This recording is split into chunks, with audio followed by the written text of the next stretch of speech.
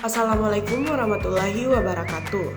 Perkenalkan, nama saya Dian Kumala Aziz dari Fakultas Ilmu Pendidikan, jurusan Bimbingan dan Konseling Universitas Negeri Makassar.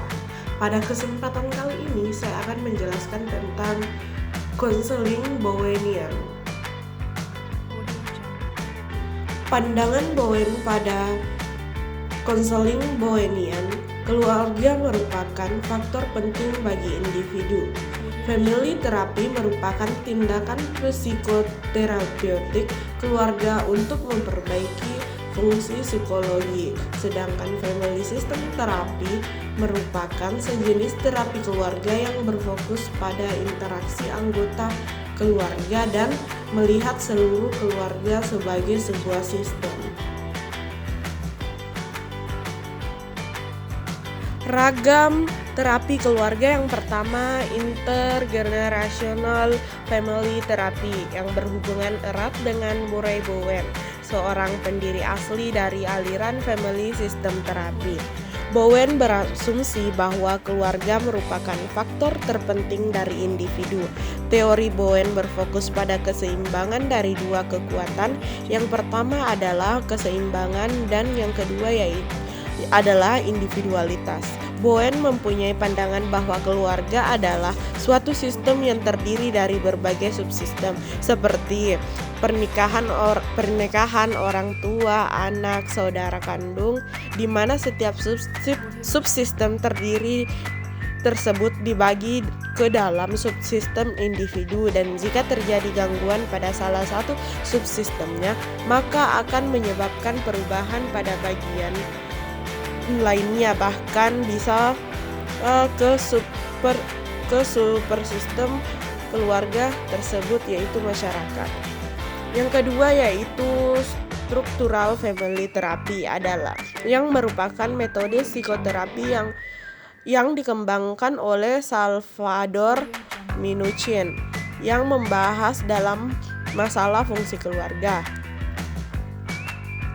Terapis keluarga struktural berusaha untuk masuk atau bergabung dalam sistem keluarga, tetapi untuk memahami aturan yang tak terlihat, untuk mengatur fungsinya, memetakan hubungan antara anggota keluarga atau bagian dari keluarga, dan pada akhirnya mengganggu hubungan disfungsional dalam keluarga yang menyebabkan stabil dan menjadi pola yang lebih erat. Yang ketiga yaitu strategi family therapy oleh J. Haley, di mana berfokus pada perubahan perilaku, bukan perubahan pemahaman atau insting, dan lebih berkonsentrasi pada teknik daripada teori. Tujuan pertama dari teori keluarga strategis ialah dihasilkannya solusi intervensi. Kemudian yang keempat yaitu experimental family therapy. Pendekatan ini menekankan pada pentingnya pengalaman dan pengekspresian emosi.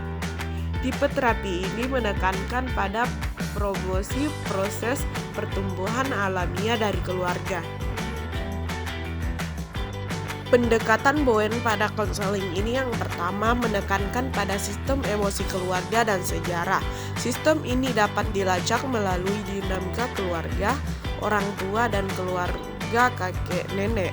Yang kedua yaitu keluarga memproyeksikan emosi mereka pada anggota keluarga tertentu dan reaksi anggota keluarga itu terhadap keluarga lainnya.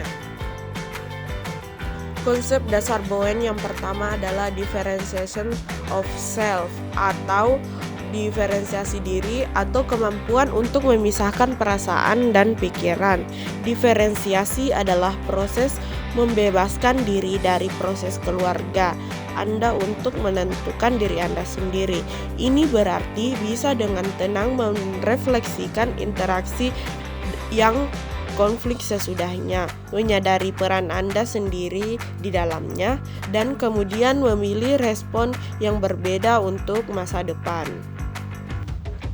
Yang kedua yaitu triangulasi. Triangulasi atau triangulation segitiga adalah unit dari sistem. Dia pada dasarnya tidak stabil karena dua orang akan terombang-ambing antara kedekatan dan jarak. Saat tertekan atau merasakan emosi yang kuat, mereka akan mencari orang ketiga untuk melakukan triangulasi. Orang yang lebih tidak terdiferensiasi cenderung melakukan triangulasi terhadap orang lain dan melakukan triangulasi. Orang yang dibedakan mengatasi dengan baik stres kehidupan dan hubungan dan karenanya cenderung melakukan triangulasi terhadap orang lain atau melakukan triangulasi. Yang ketiga yaitu sistem emosional keluarga. Inilah pola emosional dalam keluarga yang berlanjut dari generasi ke generasi. Pikiran tentang seorang ibu dan hidup melalui The Great Depression dan ajar putrinya untuk selalu mempersiapkan skenario terburuk dan terbahagia jika hal-hal yang tidak seburuk itu. Sang putri menganggap ibunya bijak dan karenanya mengadopsi cara berpikir ini. Selanjutnya yaitu proses proyeksi keluarga.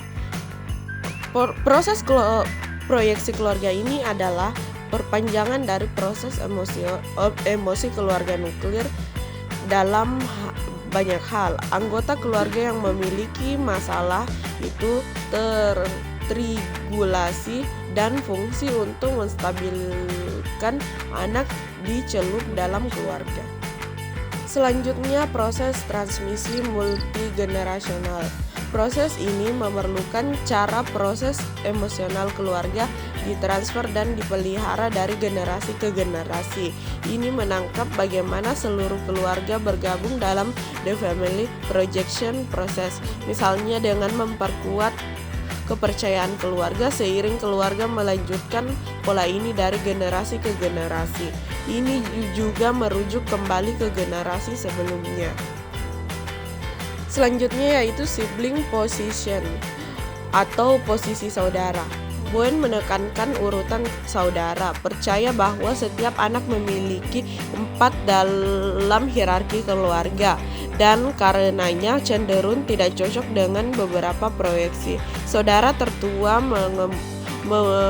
kemungkinan besar dianggap terlalu bertanggung jawab dan dewasa, dan yang paling muda terlalu tidak bertanggung jawab dan tidak dewasa misalnya. Selanjutnya regresi sosial. Ini mengacu pada respon ekstrem terhadap proses proyeksi keluarga. Ini mencakup pemisahan yang lengkap atau hampir lengkap dari keluarga. Orang tersebut akan memiliki sedikit jika ada kontrak dan mungkin terlihat dan merasa benar-benar independen dari keluarga. Namun orang yang memotong keluarga mereka lebih cenderung mengulangi pola emosi dan perilaku yang mereka ajarkan. Pembedaan self pada konseling Bowenian ini merupakan konsep di dalam maupun di interpersonal diri individu. Aspek yang di dalam merupakan kemampuan untuk memisahkan perasaan dan pikiran. Orang yang mampu membedakannya adalah orang yang tidak ingin atau ia hanya berpikir dan tidak pernah merasa. Aspek interpersonal adalah orang yang tidak mampu membedakan akan bereaksi secara emosional baik positif maupun negatif terhadap orang lain. Ia memiliki identiti otonom yang terbatas. Selanjutnya, orang yang mampu membedakan akan mampu mengambil pendirian berdasarkan prinsip-prinsipnya dan juga mampu mengembangkan kedekatan tanpa dibentuk orang lain. Dalam proses pembedaan yaitu meningkatkan tanggung jawabnya secara pribadi. Selanjutnya pembahasan mengenai segitiga. Jadi semua hubungan yang signifikan secara emosional dibayangi oleh pihak ketiga. Hubungan bersifat dinamis, yaitu ada siklus pendekatan. Segitiga dapat berkembang pada waktu yang berjauhan.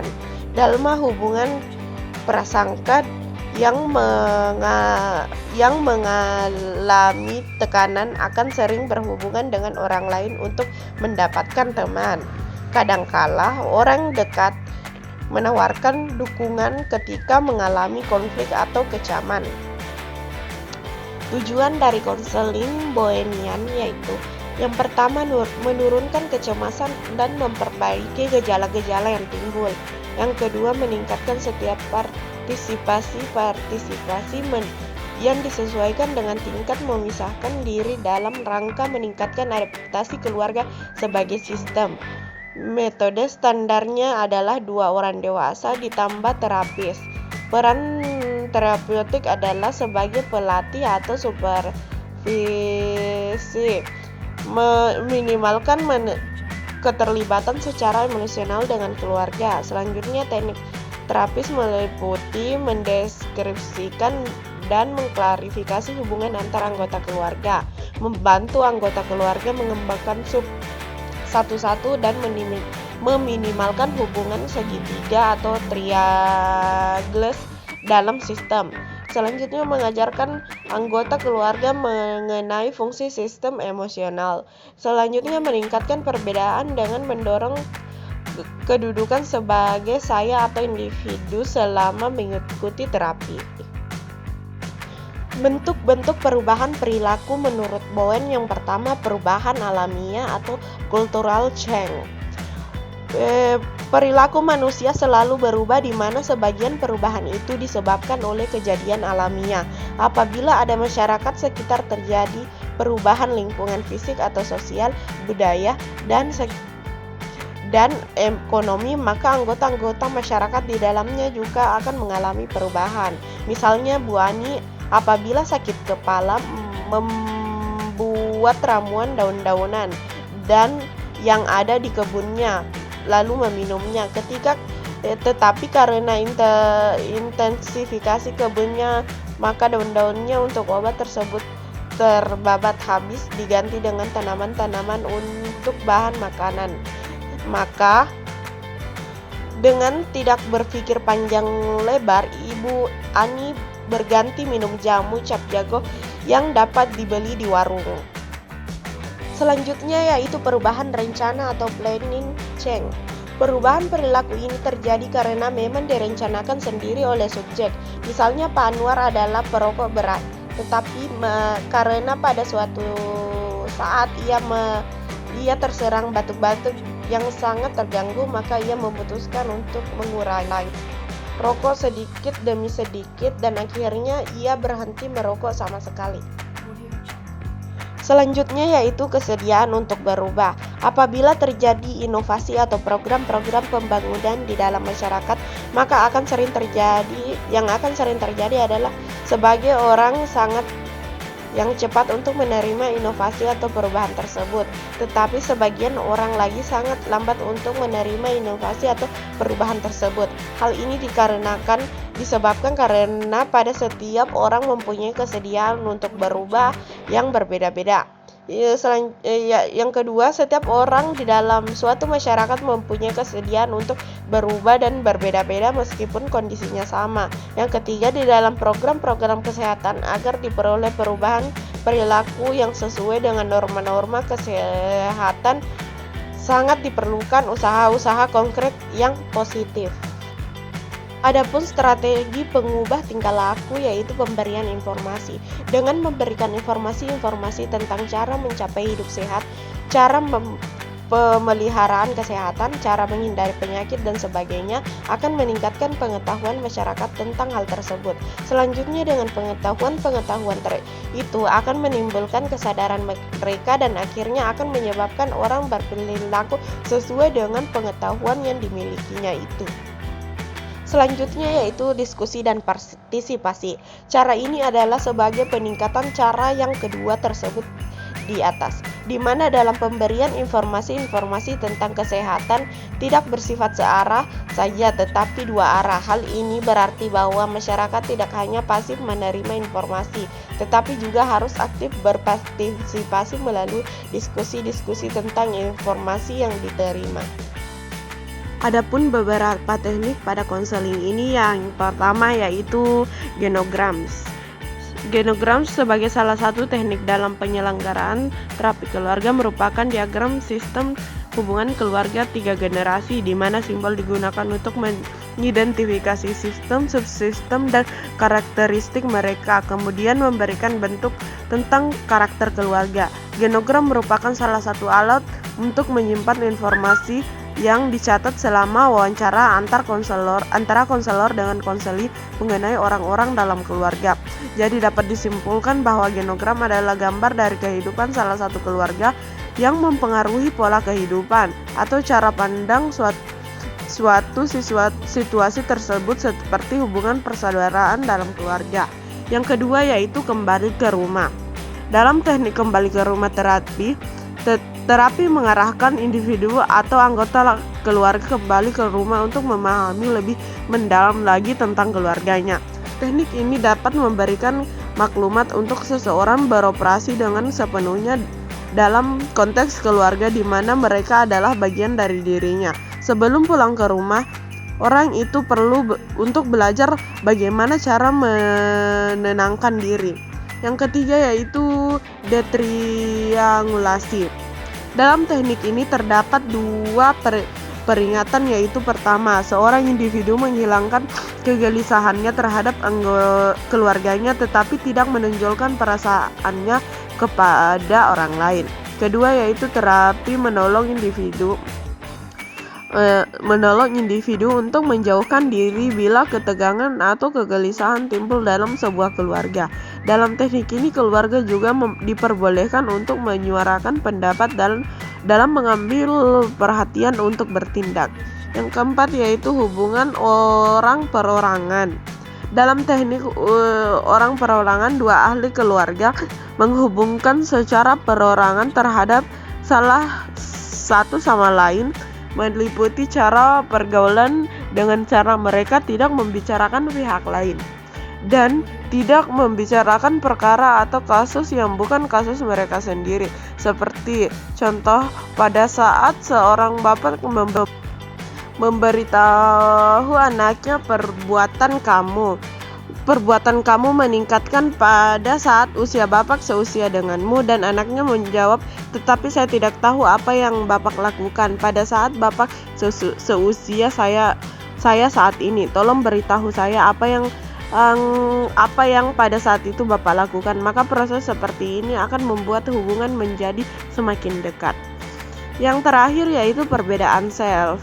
Perbedaan diri adalah bergantung kepada seseorang bertindak sejauh manakah dia dapat memisahkan antara proses perasaan dan yang subjektif kepada proses pemikiran yang lebih objektif.